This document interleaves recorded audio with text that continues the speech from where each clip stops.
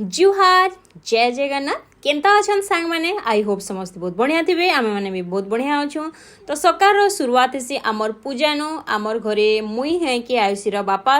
जी available थी से ही पूजा करसुँ maximum दिन मुई करसी आ मुई जदि किसी बिजी थी कि किसी प्रोब्लेम थी तो आयुषीर बापा सकाळु सकाळु पूजा करसन तो यहाँ मुझे फटाफट पूजा करिकिना जीवार थिला आमर हीराकुद जेनता कि आपण मैंने जानी थे 20टा गेट खुली थिला तो हे दिन आम यहाँ जीवार थिला तो फटाफट मुझे सकाळु सकाळु यहाँ पूजा करदेली भगवान को तापर आम बाहरी जिमु हीराकुद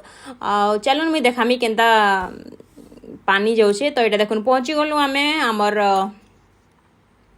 स्थान के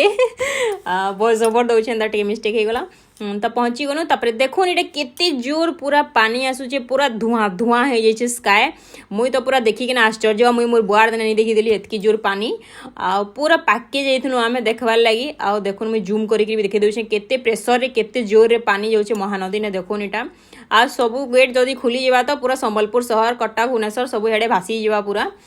तो देखुन केते जोर पानी इटा मुई पूरा जूम करके देखिदेली आ इटा आमे फाइनली रिटर्न भी हो गलु आमर वीडियो केनता लागला भल लागले like share comment and subscribe कर देबे।